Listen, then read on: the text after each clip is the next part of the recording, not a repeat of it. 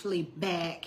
Looks like earlier, it cut me off for some reason. I don't know what happened and why Facebook cut me off. But anyway, if you have any questions that you want to ask me, go right ahead and I will answer them.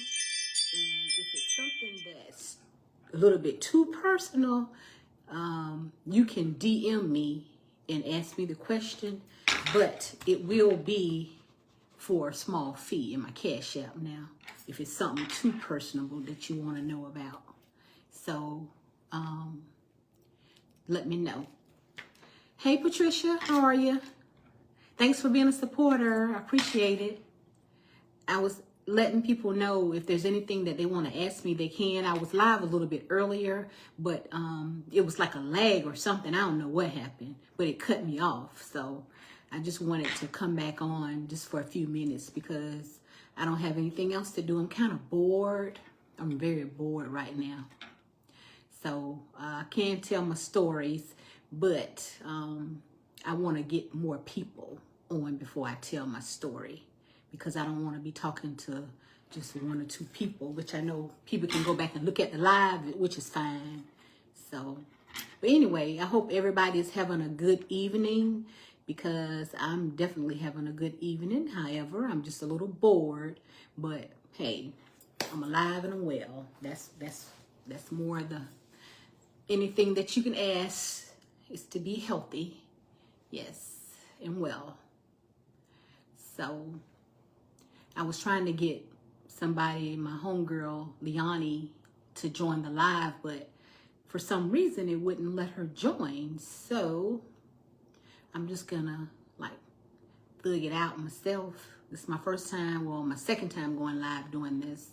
And just like I said before, it takes a lot to, when I do my videos, I don't do them live, I record them. So once I record my videos, it takes a lot, because you have to, once I'm done recording, my stories, I have to edit the videos, and then I like to insert pictures and memes and those GIF gifts things, and it takes a lot of time. So I really do like going live.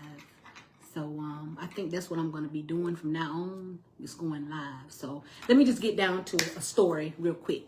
Okay. The last thing I left off on was when my ex-husband was stalking me. I'm going to tell 2 stories tonight. It's plenty of stories to tell. So this story right here is, I moved to my own place. Okay. And I lived in these apartments that were in Forest Acres.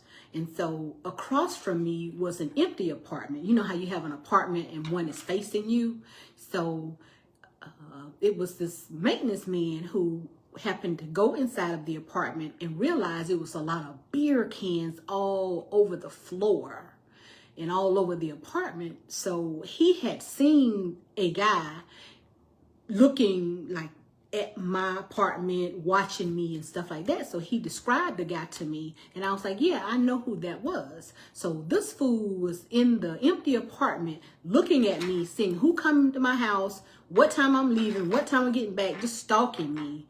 And so I was like, I could not believe he was doing that.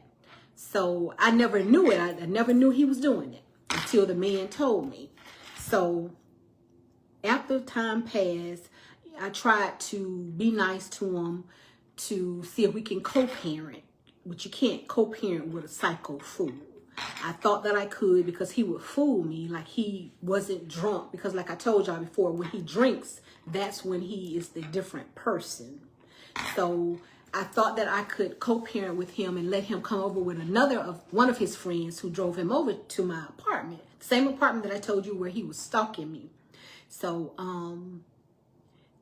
I had my hair all rolled up in some rollers I had just gotten from up under the hair dryer. Washed my hair, had my hair rolled up because I had to go to work the next morning.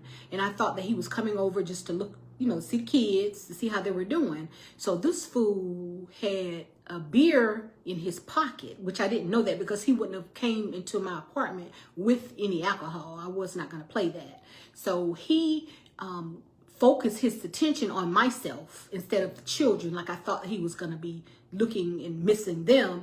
looking at me. And don't you know this fool popped the beer can and poured the beer on top of my head, y'all? Yes, he poured the beer on top of my head. And so you know me, yeah, I called Farsex police. Yes, I did do that because you're not going to do that to me. And they came and he admitted what he did. And this fool got locked up and went to jail behind that, which was an idiot. He just was an idiot. He's an idiot right now to this day, too. So that was one story. And well, actually it was two stories because he poured beer on my head, and then he was in the empty apartment across from me.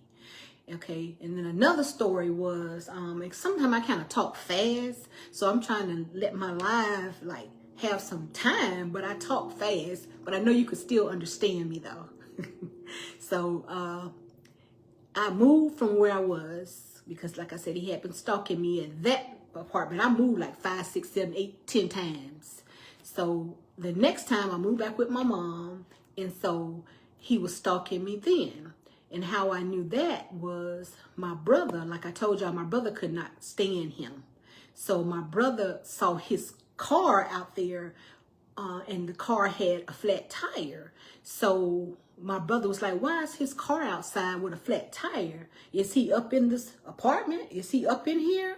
I'm like, no, he's not in here. So he, like I said before, was watching the apartment, watching me, watching my mom, watch who come in and out. And so my brother happened to walk the neighborhood and saw him in another building and confronted him like, man, what is you doing? Why is you in this neighborhood? Why you stalking my sister, my mama? You know, da da da. My brother was ready to get him. So he was like, man, I ain't doing nothing. I ain't doing nothing. I'm just out here visiting somebody else, which was some lies. So my brother told him he needed to leave the premises.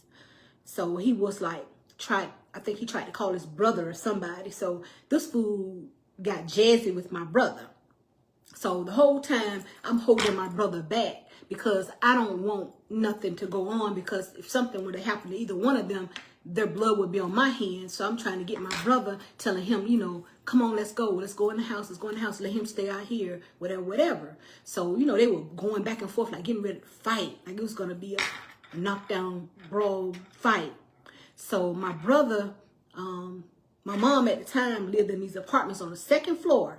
So my ex, was he my husband then? I don't know if he was or not. I can't remember, just so many stories. But anyway, he was still talking that junk to my brother. Now, keep in mind, my brother don't play, okay? You got some people that when you in their face, y'all arguing, you just keep arguing. My brother, he hits first.